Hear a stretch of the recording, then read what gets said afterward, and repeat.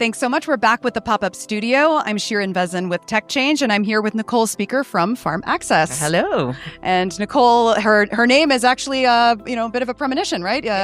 Here you are at a conference, and you've been speaking. So tell us a little bit about your experience at GDHF, Nicole. And you had a session this morning. Maybe give everyone who might have not been able to tune in a little bit of an essence of what it was that you were here to really convey.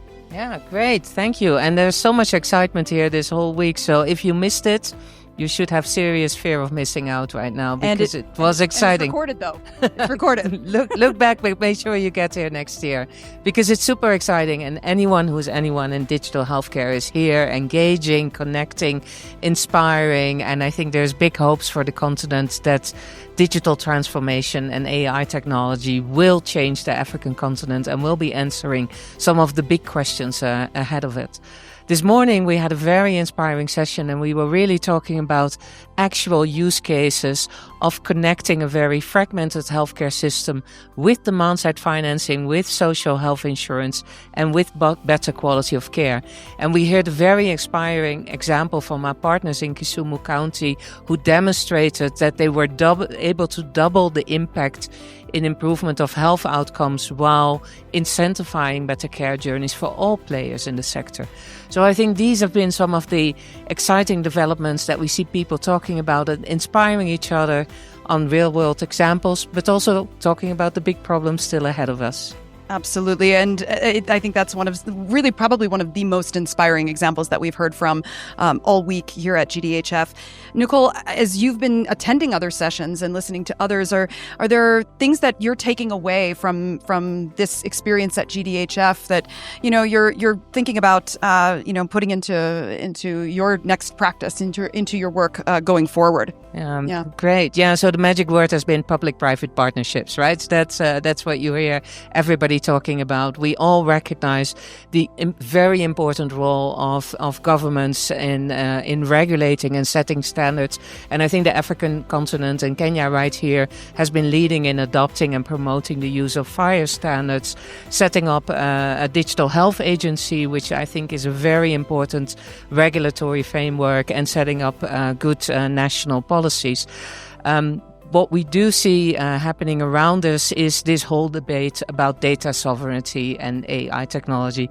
Even this morning in our session, we were chatting, is this trade deal between Kenya and the US, is it a good deal or is it a bad deal? Well, I think, many African countries have been sharing data for years and they didn't even know where it was going and what is this being used for. So I think the Kenyan government is taking great steps in thinking that through regulating and also recognizing that it is creating value. But a lot of discussion around this has also been, what is the involvement of patients? Could there be negative consequences? Shouldn't they be giving consent for this type of information? So I think what is good about conferences like this, we spark a debate together, right? It's perfectly fine to not agree from the start. I think putting our minds together with the public sector, with the private sector, but importantly, thinking through how we connect to patients and really make them active participants in the healthcare system. I think that's the exciting journey ahead. Speaking of the journey ahead, we are on day 3 of GDHF now, and let's fast forward a year. What would you like to be seeing? What conversations do you think we should be having, or what do you hope we'll be talking about this time in 2026? Yeah. Oh, next year we should definitely be seeing the result of some serious investments, because a lot of the digital infrastructure has been donor funded. And we've seen the negative side effects of that. Data systems disappearing overnight, not working anymore. And that is completely unwanted and undesirable. What we've seen a call out to action is for governments to really align budgets and make sure that this infrastructure is structurally financed and bringing in investments, because there's a huge opportunity for private sector, including the many young tech startups that are right here in Nairobi, very eager to develop healthcare solutions that meet the people just there in their community. So what I hope to see is that we get our act together and respond as a global community, as an alternative to investments. We run a risk at the moment that a few big tech companies are going to be a winner take all. And I think the best way is to recognize that not only data belongs to the originators, right here in Kenya, Kenyan people, but also make sure that we protect it while at the same time taking advantage of the fact that when data flows, healthcare systems become smarter, more efficient, and more effective. So responsible AI, data sovereignty, and the patient in control. That's what we're going to talk about next year. Brilliant.